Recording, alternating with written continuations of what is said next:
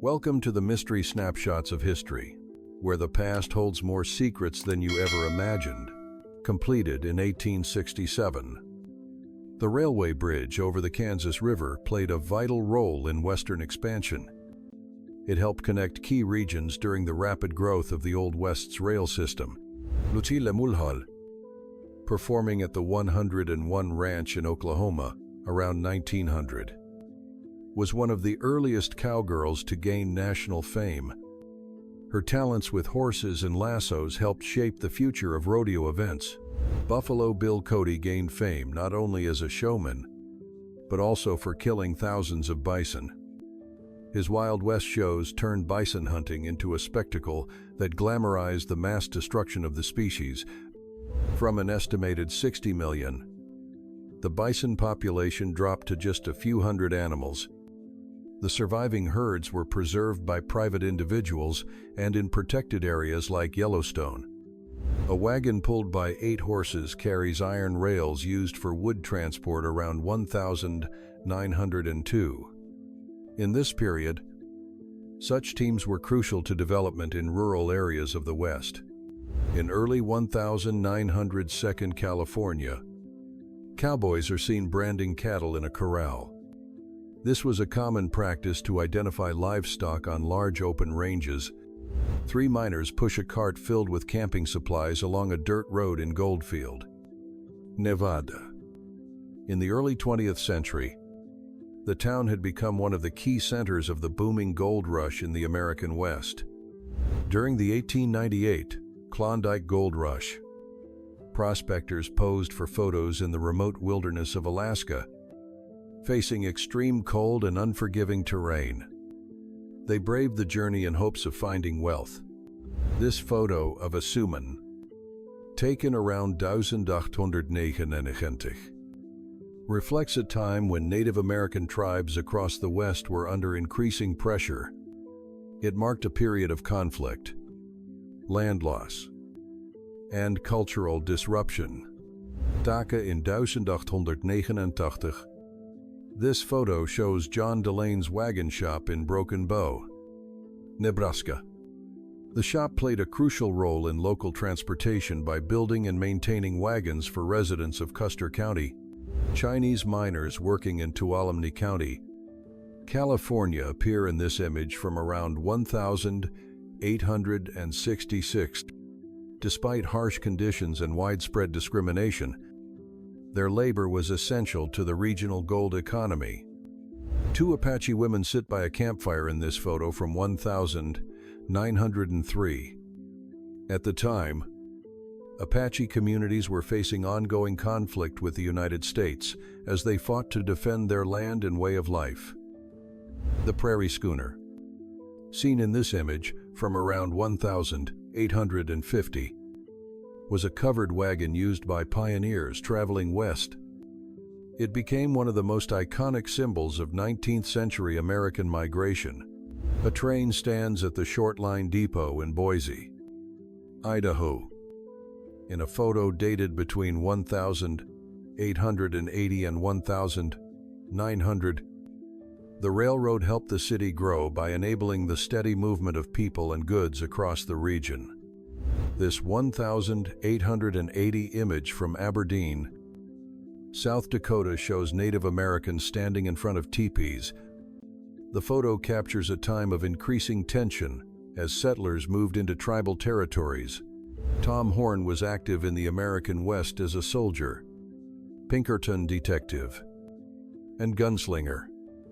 He became known for his role in violent land disputes and his involvement in territorial law enforcement.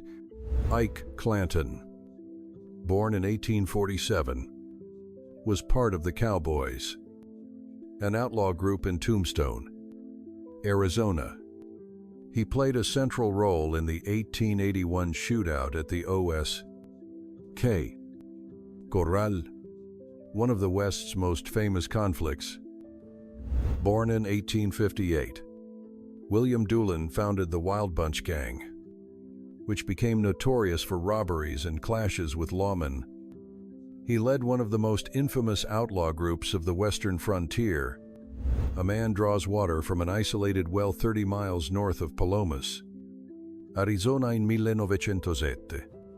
In the desert regions of the Wild West, securing water was a daily challenge for settlers and travelers. The Mining Exchange building in Tombstone, Arizona hosted the 1881 legal hearing following the O.K. Coral shootout. The case involved Wyatt Earp, Doc Holliday, the Clantons, and the McClorys. An elderly prospector stands beside his floating wooden house in a photo from around 1905. Like many during the gold rush, he lived along riverbanks while seeking precious metals in the West. Wyatt Earp and Bat Masterson were prominent figures of the Wild West era. Earp is best known for the O.K. Corral shootout, while Masterson gained fame as a sheriff, gambler, and frontier legend. A Wild West gang poses for a photo in the late 19th century.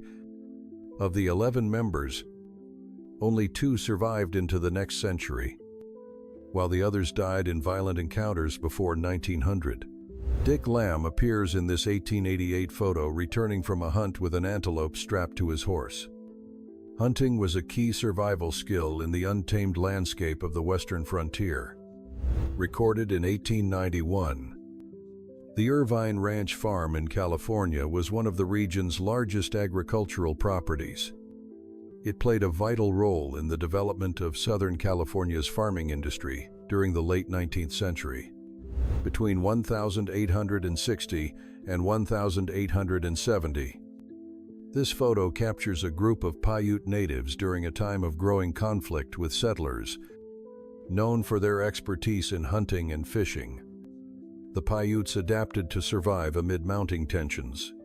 Kiowa, Apache, and Comanche leaders, including Apache John and Big Looking Glass of the Comanche, are seen here representing their people. They participated in government negotiations to defend tribal interests during westward expansion.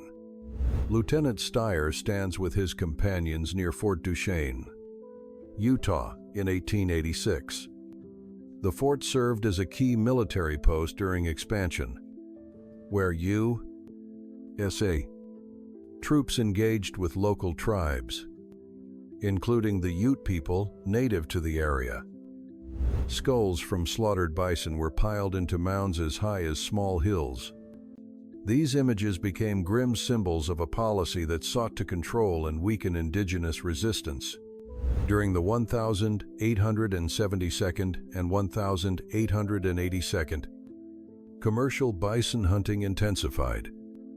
Thousands were killed daily, often with government support, as a way to deprive native tribes of their primary resource. Seth Bullock, born in 1849, was a fearless frontiersman and lawman. As a U.S. Marshal and Sheriff of Deadwood, he helped restore order in the turbulent years of the late 19th century. In 1876, Valentine T. McGillicuddy joined General Crook's expedition to the Black Hills.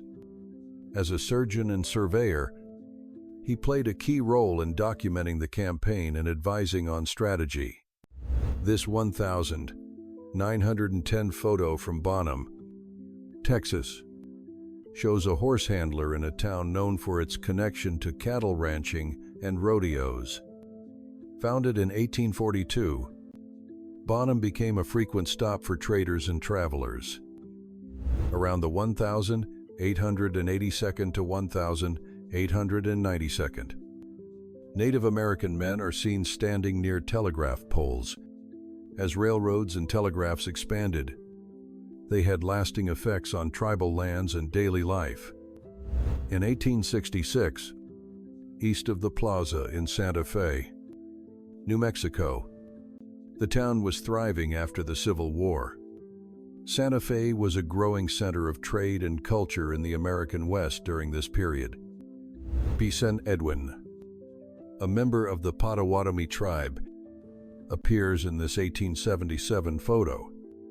The Potawatomi had long resisted forced removal and were among many indigenous nations relocated westward in the 19th century. W.2H. Sims, shown here, was a skilled gambler and gunslinger in the Wild West. Gaining notoriety in 1879, he challenged rivals in duels and sharpshooting, becoming a feared and respected figure on the frontier. Photographed in 1882, a frontier family stands outside their sod house on the Great Plains. With timber scarce, settlers built homes from packed earth, a common solution for shelter during early Western migration. This image shows the Holiday Overland Stage Office in Denver, Colorado, active between 1865 and 1870. The company played a key role in transporting passengers and mail as the city grew into a transportation hub. A ranch house in the western Dakotas, built around 1888, provided essential shelter during westward expansion. Constructed from wood, it was designed to withstand severe winds and long prairie winters. Taken in 1876. This photo shows Deadwood, South Dakota, famous for its gold mines and Wild West figures like Wild Bill Hickok and Calamity Jane. The town drew miners, gamblers, and outlaws from across the country. Lost Medicine Wankanyakia, an Anapa Sioux leader, appears in this 1872 portrait. He was an important figure in the Sioux tribe's effort to preserve their culture and land amid government pressures. Between 1898 and 1905, miners built simple cabins like this one in Colorado during the gold rush. These rough wooden shelters served as temporary homes for those prospecting in the Rocky Mountains. The 7th Cavalry Camp at Pine Ridge Agency in South Dakota, photographed on the 19th of January, marked a turning point. It was the site of a final confrontation between Lakota warriors and U.S. troops, signaling the end of major resistance in the area. In 1872, a delegation of Crow leaders met with UWWS officials to discuss land issues and tribal rights. Such meetings were part of broader efforts to negotiate peace and define territorial boundaries as the frontier expanded. A Native American camp from the 1882nd to 1892nd features teepees and outdoor drying racks. These methods helped preserve food as tribes faced increasing displacement and loss of traditional lands. Klondike miners stand in Skyway, Alaska in 1897 during the height of the gold rush. Thousands of people journeyed north in hopes of finding wealth in the rugged terrain of the Yukon. Around 1897, the Yukon Territory gained sudden prominence as part of the Klondike Gold Rush. Its remote wilderness drew prospectors from across the continent in search of fortune. Flagstaff, Arizona, seen here around 1899, was emerging as an important railroad town. Its strategic location supported growth and trade across the western frontier. Seattle pioneer David Denny stands beside a logging cabin near Lake Catchus, Washington, in 1899. His life reflected the rugged and direct lifestyle of early settlers in the Pacific Northwest. This photo shows a school in a Nevada mining camp between 1895 and 1896. Simple buildings like this were typical in remote communities formed during the mining boom. Chief Iron Bear, a Mandan leader, is shown at Fort Berthold, North Dakota, around 1866. He was known for defending his people's traditions and territory during years of expanding colonial pressure. In 1902, a woman working as a laundress in the Yukon Territory poses for a photo during the Alaskan Gold Rush. Women played vital roles providing domestic services in mining communities. A family stands beside a lumberjack cabin in New Mexico, likely built around 1895. Dwellings like this were common among pioneers making a living in the American West. Joaquin Lafours, a well-known lawman in the Wild West, earned recognition for his bravery and tracking skills. By 1899, he was considered one of the most effective bounty hunters operating on the frontier. Photographed around 1880. This Mexican house in New Mexico shows the strong influence of Mexican culture in the region.